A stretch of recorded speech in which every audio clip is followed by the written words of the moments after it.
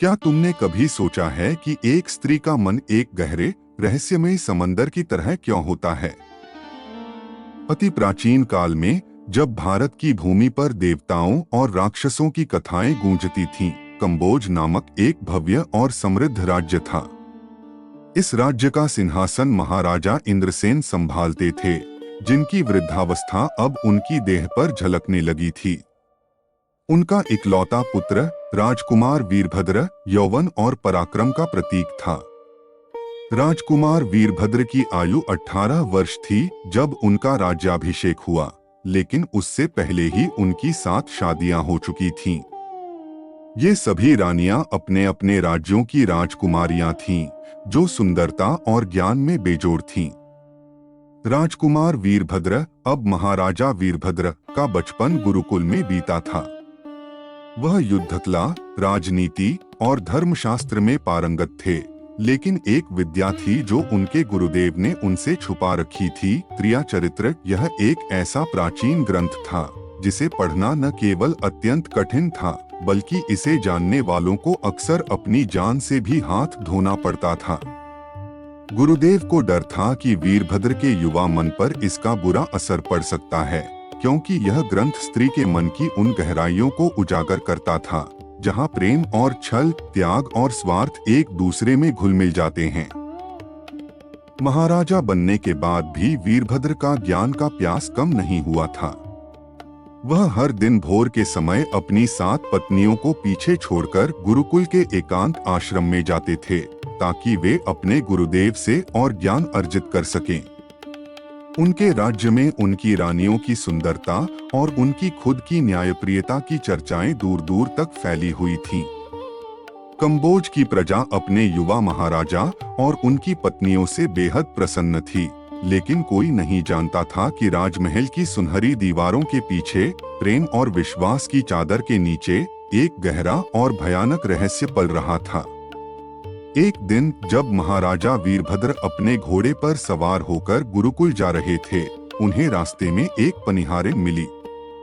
उसका नाम रूही था और वह न केवल अपनी सुंदरता के लिए प्रसिद्ध थी, बल्कि उसकी आंखों में एक ऐसी तीक्ष्णता थी जो सीधे आत्मा को भेद देती थी। रूही ने महाराज को झुककर प्रणाम किया और एक प्रश्न पूछा, हे राजन, आप इतने सवेरे सवेरे कहाँ जा रहे हैं? वीरभद्र ने शांत भाव से उत्तर दिया, मैं अपने गुरुदेव के पास जा रहा हूँ, ताकि मैं और ज्ञान अर्जित कर सकूं। रूही मुस्कुराई, उसकी मुस्कान में एक अजीब सा व्यंग्य छिपा था। ज्ञान का क्या लाभ, राजन, यदि आपने त्रिया चरित्र नहीं पढ़ा है? क्या आपके गुरुदेव ने आपको यह नहीं सिखाया? वीरभद्र चकित रह गए। त्रिया चरित्र का नाम उन्होंने पहली बार सुना था। उन्हें लगा कि रूही उनकी परीक्षा ले रही है। मैंने ऐसा कोई ग्रंथ नहीं पढ़ा है, उन्होंने स्वीकार किया। रूही ने कहा, तो आप अधूरा ज्ञान लेकर घूम रहे हैं, महाराज। अपने गुरुदेव से इसके बारे में अवश्य पूछिए। यह सिर्फ एक ग्रंथ नहीं है, बल्कि यह जीवन का सबसे बड़ा सत्य है। रूही की बात ने वीरभद्र के मन में एक गहरा बीज बो दिया। उनकी जिज्ञासा आग की तरह भड़क उठी। गुरुकुल पहुंचते ही वह क्रोध और उत्सुकता के मिलेजुले भावों से भर गए। उनकी आंखें लाल हो गईं। उन्होंने अपने गुरुदेव से सीधा सवाल किया, गुरुदेव, आपने मुझे सभी विद्याएं सिखाईं, सभी शस्त्रों का ज्ञान दिया, लेकिन आपने त्रिया चरित्र नामक उस रहस्यमयी विद्या से मुझे क्यों वंचित रखा? क्या आप मुझ पर विश्वास नहीं करते? गुरुदेव ने एक गहरी सांस ली। बेटा, मैंने जानबूझकर तुम्हें इस विद्या से दूर रखा। त्रिया चरित्र का ज्ञान तलवार की धार पर चलने के समान है। यह तुम्हें इतना दर्द देगा, इतनी सच्चाई से तुम्हारा सामना कराएगा कि तुम शायद उसे सह न पाओ। यह ज्ञान तुम्हारी जान भी ले सकता है। लेकिन वीरभद्र की जिद अब हठ में बदल चुकी थी। मैं इस विशाल साम्राज्य का महाराजा हूँ, गुरुदेव। क्या मेरे लिए कोई भी ज्ञान वर्जित हो सकता है? मैं हर चुनौती का सामना करने के लिए तैयार हूँ। मुझे यह विद्या सीखनी ही होगी। गुरुदेव ने अपने शिष्य की आंखों में छिपी हुई दृढ़ता देखी। वे समझ गए कि अब उसे रोकना असंभव है। वे भारी मन से मान गए और उन्होंने वीरभद्र को क्रिया चरित्र का गहन ज्ञान देना शुरू कर दिया। यह विद्या इतनी जटिल और गहन थी कि वीरभद्र को इसे सीखने में पूरे 1 वर्ष का समय लग गया। एक एक श्लोक, एक एक कहानी ने उनके मन की परतों को खोलकर रख दिया। उन्हें आभास होने लगा था कि स्त्री का मन, जिसके बारे में वे अभी तक सिर्फ प्रेम और समर्पण की ही कल्पना करते थे, उससे कहीं अधिक गहरा और पेचीदा है। 1 वर्ष बाद जब विद्या पूरी हुई, गुरुदेव ने वीरभद्र को अंतिम उपदेश दिया। बेटा, तुम्हारी शिक्षा पूरी हुई।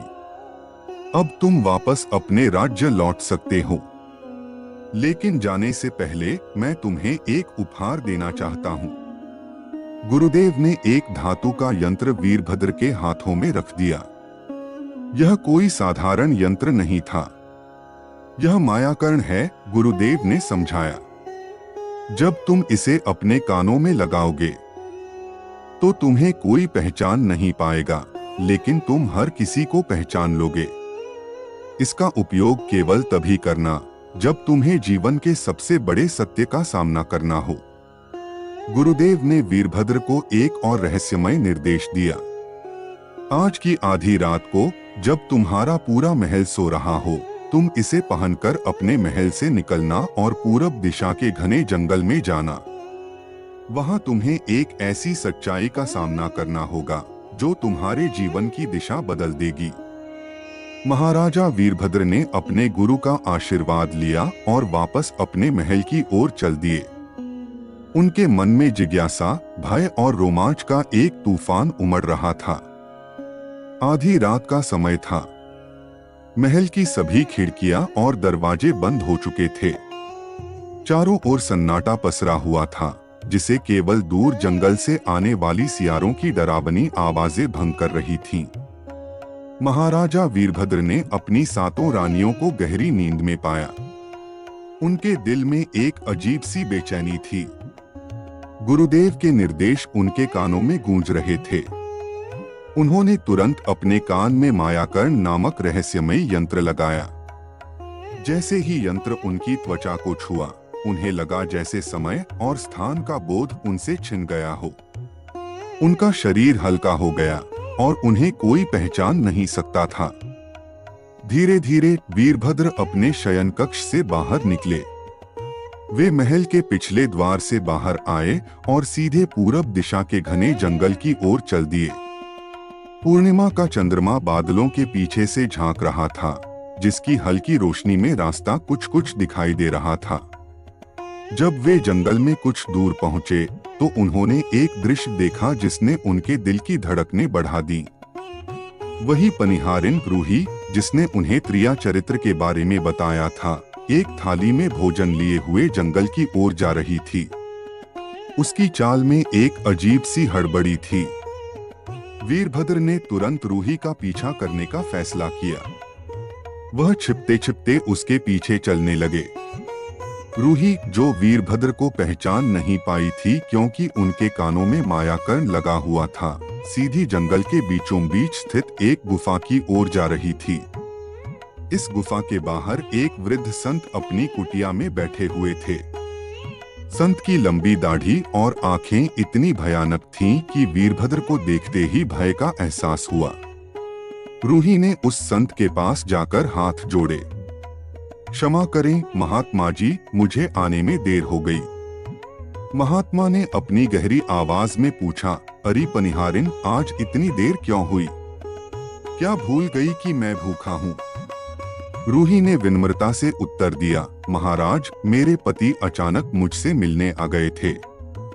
मुझे उन्हें किसी तरह मनाना पड़ा ताकि वे सो जाएं। इसमें थोड़ा समय लग गया। महात्मा के चेहरे पर एक कुटिल मुस्कान उभरी। ओह, तो अब तुम्हें अपने पति का साथ अच्छा लगने लगा है। क्या तुम मुझसे दूर जाना चाहती हो?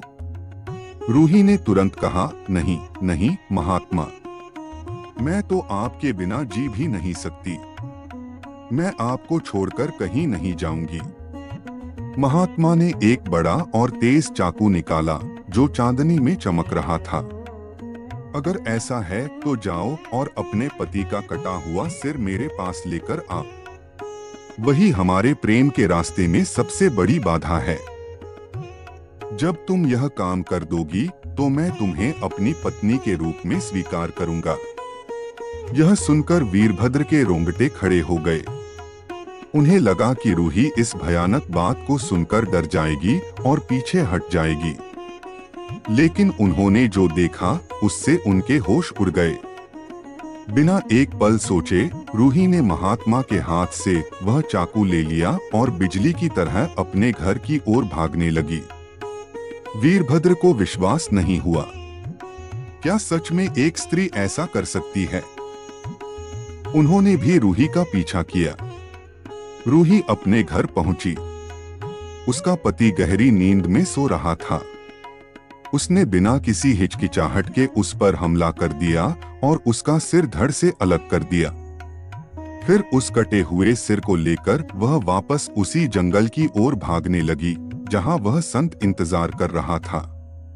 जब रूही ने महात्मा के सामने अपने पति का कटा हुआ सिर रखा तो महात्मा के चेहरे पर क्रोध के भाव आ गए। उन्होंने रूही को जोर से लात मारी और चिल्लाकर बोले, भाग जा यहाँ से निर्दयी स्त्री, जिसने अपने पति को धोखा दिया, जिसने अपने 7 जन्मों के साथी को मार डाला, वह मेरी क्या होगी? आज के बाद अगर तू मेरे सामने आई तो मैं तुझे जीवित नहीं छोड़ूंगा। रूही को यह सुनकर गहरा आघात लगा। उसके पैरों तले की जमीन खिसक गई। वह तुरंत उस कटे हुए सिर को लेकर वापस अपने घर गई, जहां उसने बड़ी चालाकी से उसे धड़ से जोड़ा और रात भर वहीं बैठी रही। सुबह होते ही उसने रोना धोना शुरू कर दिया। पूरे गांव में शोर मचा दिया कि किसी ने उसके पति की हत्या कर दी है। गांव के लोग वहां जमा हुए और उसके पति की लाश को दाह संस्कार के लिए ले जाने लगे। रूही भी उनके पीछे पीछे रोती हुई जा रही थी। उसने सबको बताया कि वह अपने पति के साथ सती हो जाएगी क्योंकि उसके बिना उसका जीवन व्यर्थ है। यह सारा दृश्य वीरभद्र ने छिपकर देखा था। वह अपने राजसी वस्त्रों में थे, लेकिन कोई भी उन्हें पहचान नहीं पाया था। जब रूही सती होने की तैयारी कर रही थी, तब वीरभद्र ने अपनी पहचान जाहिर किए बिना अपनी राजसी मुद्रा में एक अजीब वाक्य कहा, त्रिया चरित्र जाने न कोई, सती होए न होए। रूही ने तुरंत उन शब्दों का अर्थ समझ लिया, क्योंकि वह वीरभद्र को जानती थी, भले ही वह उन्हें पहचान नहीं पा रही थी। उसने वीरभद्र की तरफ देखा और कहा, ठीक है महाराज, मैं सती हो जाऊंगी, लेकिन जाने से पहले मैं आपको एक बात बताना चाहती हूँ। जब भी आप किसी चटाई पर बैठें तो उसे झाड़कर बैठें। वीरभद्र को यह बात अजीब लगी, लेकिन उन्होंने हामी भर दी। रूही ने अपने पति की चिता में स्वयं को अग्नि को समर्पित कर दिया और वीरभद्र भारी मन से अपने महल वापस लौट आए। उनके दिमाग में एक ही सवाल घूम रहा था, क्या सभी स्त्रियां ऐसी होती हैं? रात बीत गई, लेकिन यह रहस्य और गहरा हो गया था। अगली रात वीरभद्र ने फिर से मायाकर्ण को अपने कानों में लगाया। वे उसी स्थान पर गए जहां पिछली रात खड़े थे। उन्होंने देखा कि उनकी 7 पत्नियां भोजन की थालियां लिए उसी जंगल की ओर जा रही थीं, जहां वह दुष्ट संत रहता था। यह दृश्य देखकर वीरभद्र के पैरों तले की जमीन खिसक गई। उन्हें लगा कि यह सब कोई बुरा सपना है। क्या उनकी पत्नियां भी उसी जाल में फंस चुकी हैं? रात के घने अंधेरे में, जब सारा संसार गहरी नींद में सो रहा था, महाराजा वीरभद्र ने अपनी 7 पत्नियों को भोजन की थालियां लिए उसी गुफा की ओर जाते देखा जहां वह क्रूर साधु रहता था। उनके मन में भय और क्रोध का एक तूफान उठ खड़ा हुआ। क्या उनकी पत्नियां भी उसी छल और विश्वासघात के रास्ते पर थीं? उनकी रानी, जिन्हें वह अपनी सबसे प्यारी मानते थे, क्या वह भी इस षड्यंत्र का हिस्सा थीं? वीरभद्र ने छिपते छिपाते उनका पीछा किया। वे अपनी पहचान छुपाने के लिए मायाकर्ण को कान में लगाए हुए थे, इसलिए किसी भी रानी ने उन्हें नहीं पहचाना। जब वे गुफा के पास पहुंचे तो उन्होंने देखा कि रानियों ने उस साधु को भोजन परोसा। साधु ने भोजन स्वीकार किया, लेकिन उसकी आंखों में एक अजीब सी चमक थी। हे रानियों, तुम सभी इतनी रात में मुझसे क्यों मिलने आती हो? साधु ने व्यंग्यपूर्वक पूछा। रानियों में से एक ने, जो सबसे बड़ी थी, कहा, स्वामी, हम आपके बिना नहीं रह सकती। हमारे पति महाराजा वीरभद्र अब राजकाज में इतने व्यस्त रहते हैं कि हमारे लिए उनके पास समय ही नहीं है। हम आपकी सेवा में ही अपना जीवन बिताना चाहती हैं। साधु ने एक बार फिर वही भयानक शर्त रखी। अगर तुम सब सच में मुझसे प्रेम करती हो तो जाओ और अपने पति का कटा हुआ सिर लेकर आओ, तभी मैं तुम्हें अपनी पत्नी के रूप में स्वीकार करूंगा। यह सुनकर वीरभद्र का हृदय कांप उठा। उनकी सातों रानियां बिना किसी हिचकिचाहट के उस दुष्ट साधु के कहे अनुसार अपने पति को मारने के लिए सहमत हो गईं। उनके चेहरे पर जरा भी पछतावा नहीं था, केवल एक अजीब सी लालसा थी। उन्होंने साधु से जादुई कील ले ली, जो उनके पति के माथे में ठोकने पर उन्हें शक्तिहीन कर सकती थी। जब रानियां वापस महल की ओर भाग रही थीं, तो वीरभद्र के होश उड़ गए। वह समझ गए कि उनकी जान खतरे में है। उन्होंने तुरंत वापस महल की ओर दौड़ लगाई। रानियां उनके पीछे थीं, लेकिन वीरभद्र की गति उनसे कहीं अधिक थी। वह किसी तरह अपने शयन कक्ष में पहुंचे और वहां छिप गए। जब रानियां अपने अपने कमरे में गईं, तो उन्होंने आपस में सलाह की। उन्होंने तय किया कि छोटी रानी, जिनसे वीरभद्र सबसे अधिक प्रेम करते थे, वही इस भयानक कार्य को अंजाम देगी। छोटी रानी, जिसका नाम अनुष्का था, ने अपने पति को भोजन परोसा। उसने वीरभद्र को अपने प्रेम का एहसास कराया और बड़े प्यार से उनके पैर दबाने लगी। वीरभद्र ने मन में सोचा, क्या यह वही स्त्री है जिससे मैं सबसे अधिक प्रेम करता हूँ? क्या यह भी मेरे साथ छल कर रही है? उन्होंने अनुष्का को देखा। उसकी आंखों में एक अजीब सी चमक थी। वह अपने पति के माथे में कील ठोकने की प्रतीक्षा कर रही थी। वीरभद्र ने अचानक अनुष्का को रोक दिया। अनुष्का, क्या तुम मेरे साथ छल कर रही हो?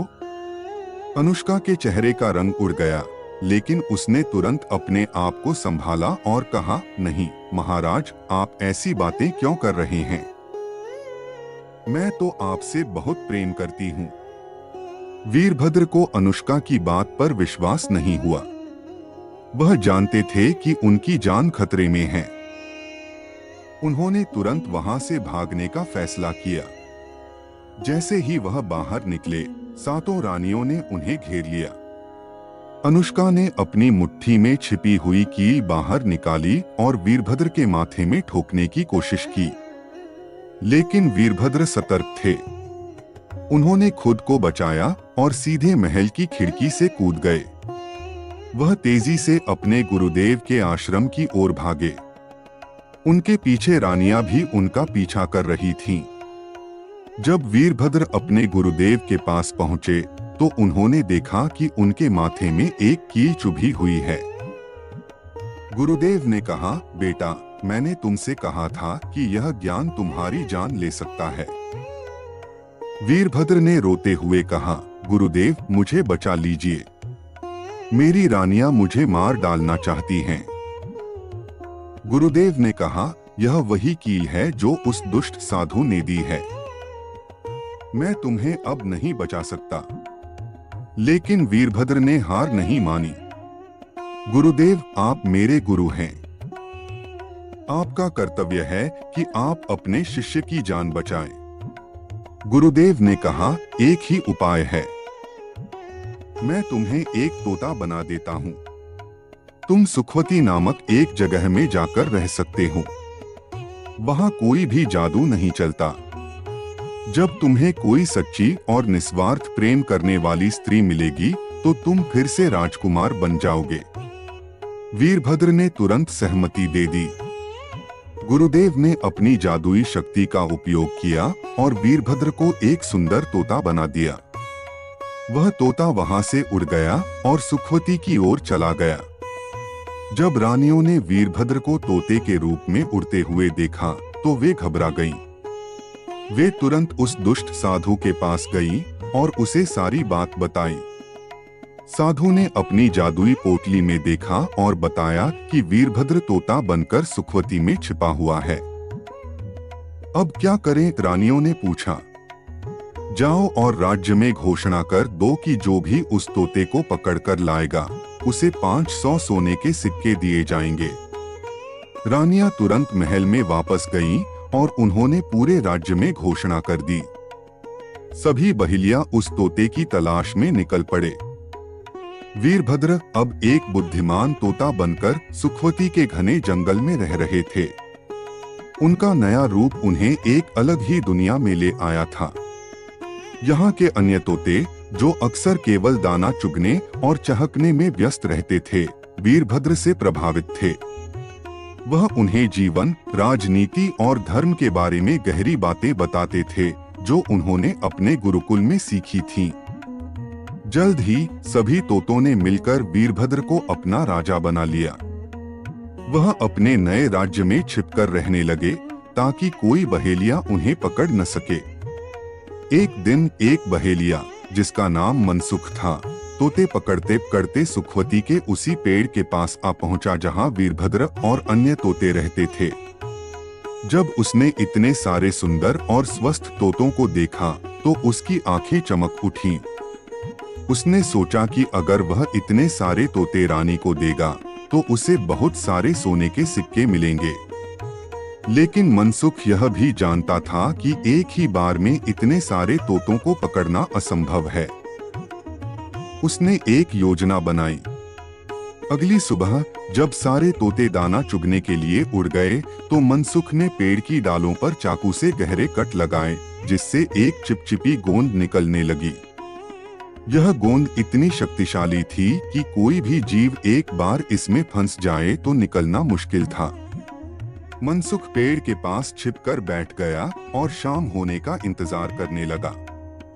शाम होते ही सभी तोते वापस अपने घर लौट आए और उसी पेड़ की डालों पर बैठ गए। जैसे ही उनके पंख और पैर उस गोंद के संपर्क में आए, वे वहीं चिपक गए। अब सभी तोते अपनी जान बचाने के लिए छटपटाने लगे। उन्होंने अपने राजा वीरभद्र से मदद की गुहार लगाई। वीरभद्र ने सभी को शांत किया और अपनी योजना बताई। जब सुबह बहेलिया आएगा तो तुम सब मरने का नाटक करना। उसे लगेगा कि तुम सब मर चुके हो। वह तुम्हें एक एक करके नीचे फेंक देगा। जैसे ही तुम जमीन पर गिरोगे, उड़ जाना और किसी सुरक्षित जगह पर चले जाना। बाकी मैं संभाल लूंगा। अगली सुबह जब मनसुख वहां आया तो उसने देखा कि सारे तोते पेड़ से लटके हुए थे, मानो वे मर चुके हों। उसे बहुत दुख हुआ। उसने सोचा कि बेचारे सारे तोते मर गए। उसने एक एक करके उन्हें पेड़ से उतारकर जमीन पर फेंकना शुरू किया। सही मौका देखकर सारे तोते एक साथ उड़ गए और कहीं दूर चले गए।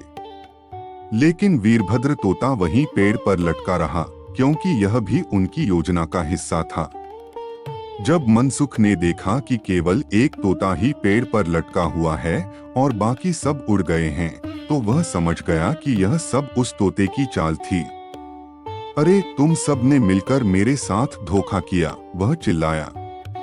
मनसुख ने वीरभद्र को पकड़ा और उससे कहा, अब मैं तुम्हें रानी को बेच दूंगा। मुझे तुमसे 500 सोने के सिक्के मिलेंगे।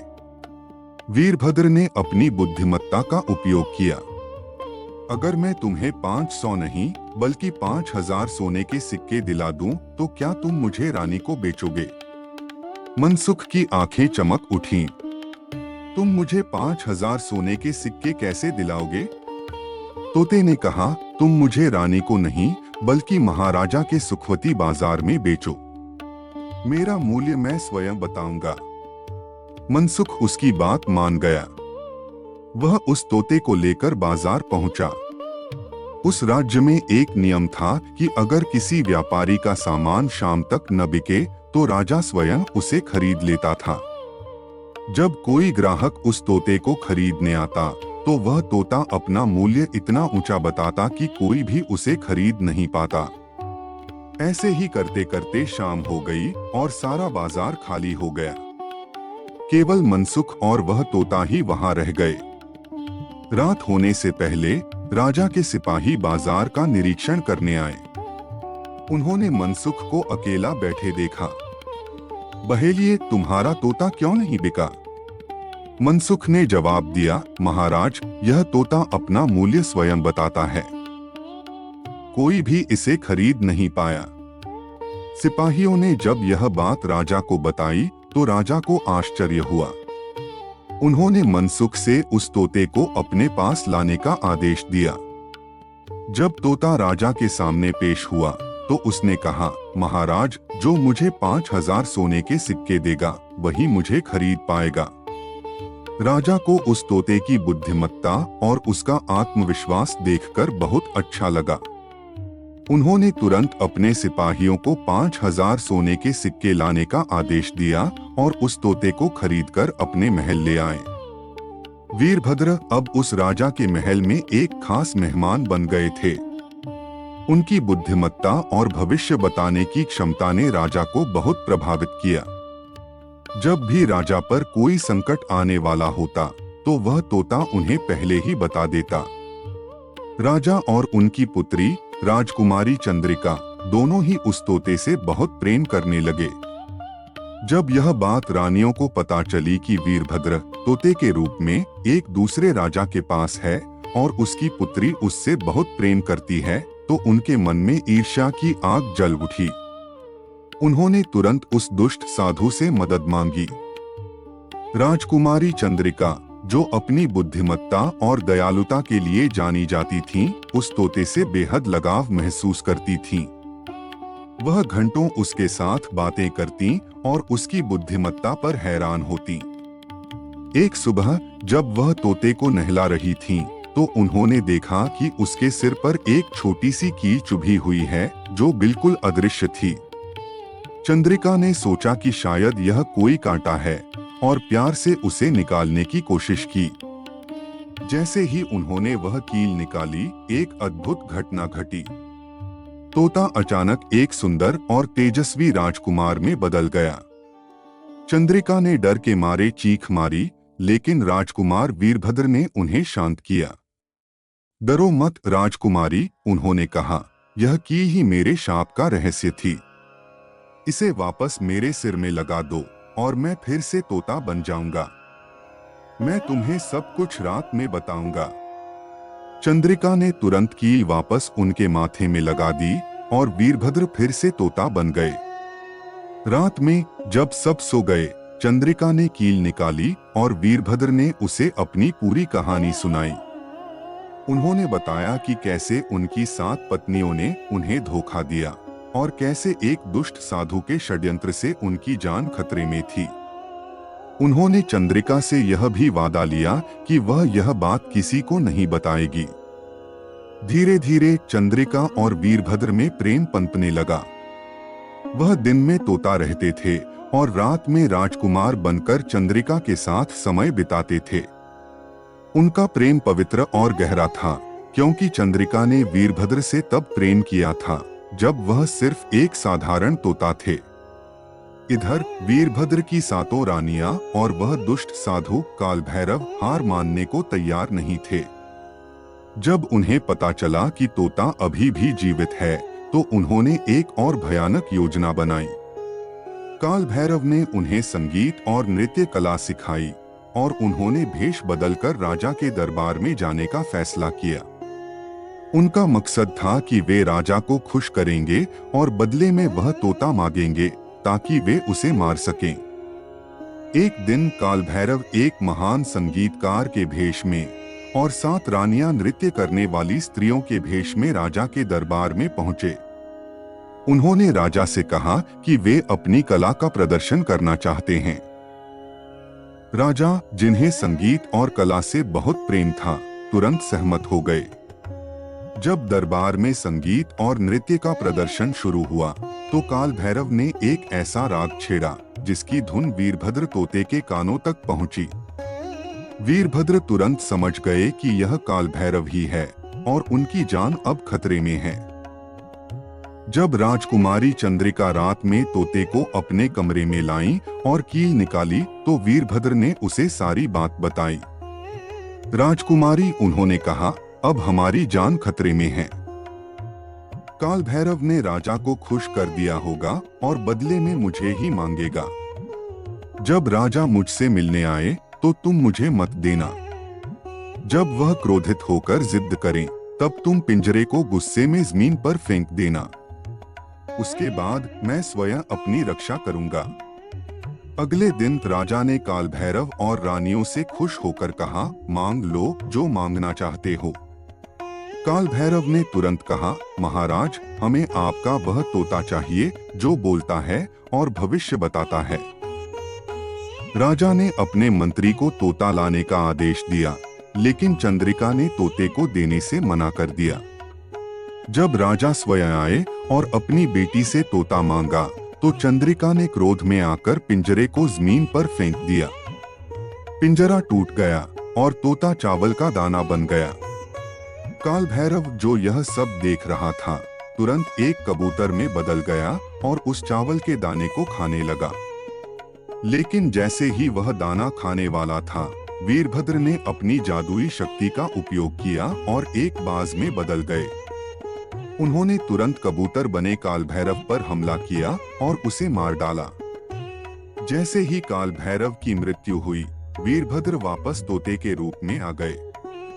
चंद्रिका ने तुरंत उनके सिर से कील निकाली और वह फिर से एक तेजस्वी राजकुमार में बदल गए।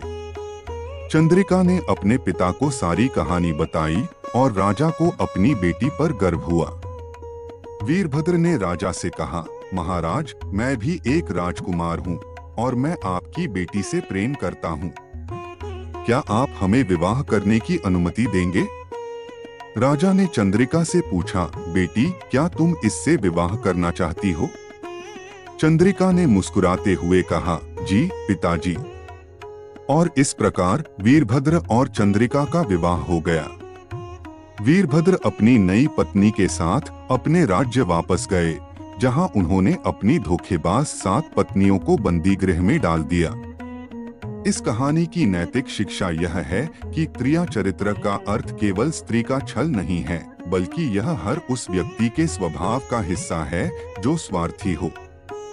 यह कहानी हमें सिखाती है कि सच्चा प्रेम और विश्वास ही जीवन के सबसे बड़े जादू हैं, और धोखा, चाहे वह कितना भी सुंदर क्यों न हो, अंत में अपनी पहचान खो देता है। क्या आपको लगता है कि सच्चा प्यार छल से बड़ा होता है? अपनी राय कमेंट में बताएं और चैनल को सब्सक्राइब करें ताकि आप ऐसी और भी रहस्यमयी कहानियां देख सकें। काल भैरव के अंत और वीरभद्र के वापस राजकुमार बनने के बाद पूरे राज्य में एक नई सुबह का आगमन हुआ। वीरभद्र और चंद्रिका अब पति पत्नी अपने साम्राज्य कंबोज में लौट आए। उनका आगमन केवल एक राजा और रानी का आगमन नहीं था, बल्कि एक नए युग का प्रतीक था, जिसमें छल और अंधविश्वास को हराकर सच्चाई और प्रेम की जीत हुई थी।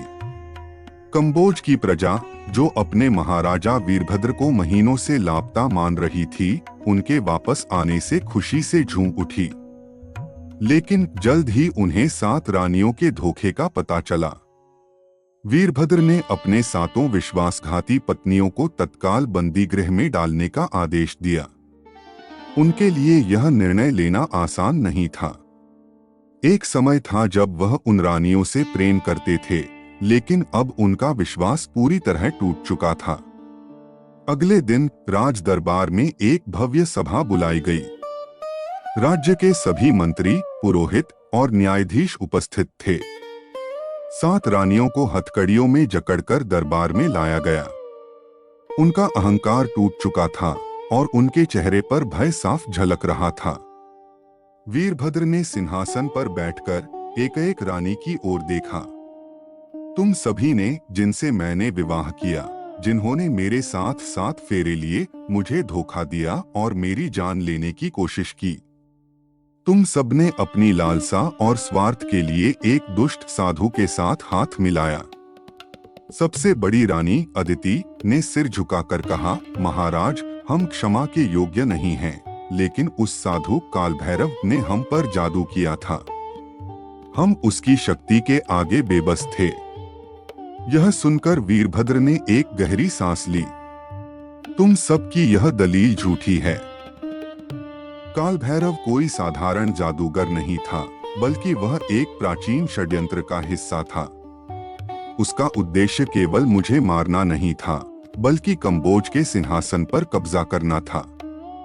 मैंने त्रिया चरित्र के ज्ञान से यह सीखा है कि स्त्री का मन स्वार्थ में कितना गहरा डूब सकता है। तुम सबकी आंखों में मैंने वह स्वार्थ देखा था। वीरभद्र ने आगे कहा, तुम्हारा यह झूठ कि तुम पर जादू हुआ था, केवल अपनी जान बचाने की कोशिश है। उस रात जब तुम सब मुझे मारने जा रही थीं, तब मैंने तुम्हारी आंखों में एक अजीब सी चमक देखी थी, जो छल और लालसा की थी। तुम सब अपनी इच्छा से गई थीं। इसके बाद वीरभद्र ने चंद्रिका की ओर देखा। इस राजकुमारी चंद्रिका ने मुझसे तब प्रेम किया जब मैं एक साधारण तोता था। उसने अपने प्रेम की कोई शर्त नहीं रखी, कोई स्वार्थ नहीं चाहा। यही सच्चा और पवित्र प्रेम है। वीरभद्र ने न्यायाधीशों से कहा, इन रानियों ने केवल मेरे साथ विश्वासघात नहीं किया, बल्कि पूरे राज्य और धर्म के साथ खिलवाड़ किया है। इनका अपराध क्षमा के योग्य नहीं है। न्यायाधीशों ने फैसला सुनाया कि 7 रानियों को उनके अपराधों के लिए आजीवन कारावास की सजा दी जाएगी, जहां उन्हें बिना किसी सुख सुविधा के रहना होगा। वीरभद्र ने यह भी आदेश दिया कि उनका नाम इतिहास से मिटा दिया जाए, ताकि भविष्य में कोई भी उनके बारे में न जान सके। इस निर्णय ने पूरे राज्य में एक संदेश फैलाया, न्याय अंधा नहीं होता और छलकपट का अंत हमेशा बुरा ही होता है। वीरभद्र ने यह सुनिश्चित किया कि उनके साम्राज्य में किसी भी स्त्री या पुरुष के साथ ऐसा अन्याय न हो। लेकिन वीरभद्र और चंद्रिका का काम अभी खत्म नहीं हुआ था। उन्हें पता चला कि काल भैरव के पीछे एक और बड़ी ताकत थी, एक गुप्त संगठन जिसे मायाजाल कहा जाता था। यह संगठन सदियों से भारतीय राज्यों में अराजकता फैला रहा था, जिसका मुख्य उद्देश्य धर्म और राजाओं के बीच दरार पैदा करना था। यह रहस्योद्घाटन केवल एक शुरुआत थी। वीरभद्र को अब अपने राज्य को इस गुप्त खतरे से बचाना था, और यही उनकी अगली सबसे बड़ी चुनौती थी। मायाजाल नामक गुप्त संगठन के बारे में जानने के बाद महाराजा वीरभद्र की नींद हराम हो गई थी। वह समझ गए थे कि उनका संघर्ष केवल अपनी जान बचाने तक सीमित नहीं था, बल्कि पूरे कंबोज राज्य को एक अदृश्य और खतरनाक दुश्मन से बचाना था। काल भैरव तो केवल एक मोहरा था, और उसके पीछे की असली ताकत अभी भी सक्रिय थी। वीरभद्र ने अपनी नई रानी चंद्रिका के साथ मिलकर इस षड्यंत्र का पर्दाफाश करने का फैसला किया। चंद्रिका, जो अपनी बुद्धिमत्ता और रणनीतिक सोच के लिए जानी जाती थीं, इस काम में उनकी सबसे बड़ी सहायक थीं। उन्होंने अपने जासूसों को गुप्त रूप से मायाजाल के बारे में जानकारी जुटाने के लिए भेजा। धीरे धीरे उन्हें पता चला कि यह संगठन न केवल धार्मिक पाखंड और जादू टोने का उपयोग करता था, बल्कि यह राज्यों के बीच मतभेद पैदा कर सत्ता पर कब्जा करने की कोशिश भी करता था। मायाजाल का मुख्य उद्देश्य धार्मिक सद्भाव को बिगाड़ना था। वे लोगों के मन में यह भ्रम फैला रहे थे कि राजा और रानी भ्रष्ट हैं और केवल जादू टोने और अंधविश्वास ही उन्हें बचा सकते हैं। यह ठीक वैसा ही था जैसा उन्होंने 7 रानियों के मन में पैदा किया था। वीरभद्र ने इस खतरे का सामना करने के लिए एक नई रणनीति बनाई। उन्होंने समझा कि तलवार से इस दुश्मन को नहीं हराया जा सकता, क्योंकि यह मन में छिपा हुआ था। उन्होंने अपने राज्य में शिक्षा और विज्ञान को बढ़ावा देने का फैसला किया। उन्होंने गुरुकुलों को और अधिक मजबूत बनाया, जहां न केवल धर्मशास्त्र बल्कि तर्क, विज्ञान और गणित भी सिखाया जाता था। उनका मानना था कि ज्ञान ही अंधविश्वास को खत्म करने का एकमात्र हथियार है। रानी चंद्रिका ने भी इस काम में अपनी महत्वपूर्ण भूमिका निभाई।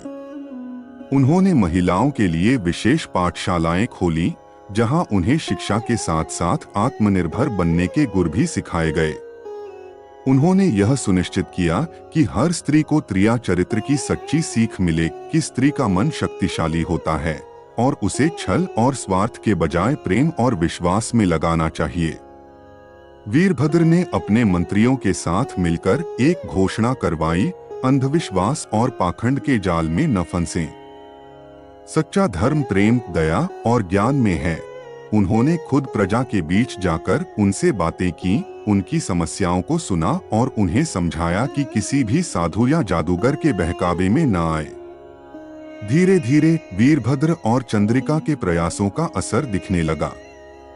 लोग अब जादू टोने के बजाय तर्क और ज्ञान पर विश्वास करने लगे थे। मायाजाल के सदस्यों को, जो लोगों को बहकाने की कोशिश कर रहे थे, अब लोग पहचान लेते थे और उन्हें दूर भगा देते थे। इस तरह बिना किसी युद्ध के वीरभद्र ने मायाजाल जैसे गुप्त संगठन को कमजोर कर दिया और उसकी जड़ें उखाड़ फेंकी।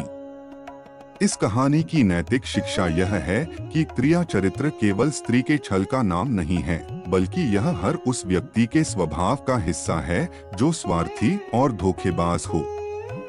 वीरभद्र ने यह सीखा कि सच्चा प्रेम और विश्वास ही जीवन के सबसे बड़े जादू हैं और ज्ञान ही सबसे बड़ा हथियार। उन्होंने न केवल अपने राज्य को बचाया, बल्कि एक ऐसा नया युग शुरू किया जहां ज्ञान, न्याय और प्रेम का शासन था। उनकी कहानी सदियों तक सुनाई जाने लगी, एक ऐसी कहानी जो सिखाती है कि कभी कभी सबसे बड़े दुश्मन महल के भीतर नहीं, बल्कि मन के भीतर छिपे होते हैं और उन्हें हराने के लिए तलवार नहीं, बल्कि विवेक और प्रेम की शक्ति की आवश्यकता होती है। क्या आप भी मानते हैं कि ज्ञान ही अंधविश्वास को हराने का सबसे बड़ा हथियार है? अपनी राय कमेंट में जरूर साझा करें और हमारे चैनल को सब्सक्राइब करें ताकि आप ऐसी और भी प्रेरणादायक कहानियां देख सकें।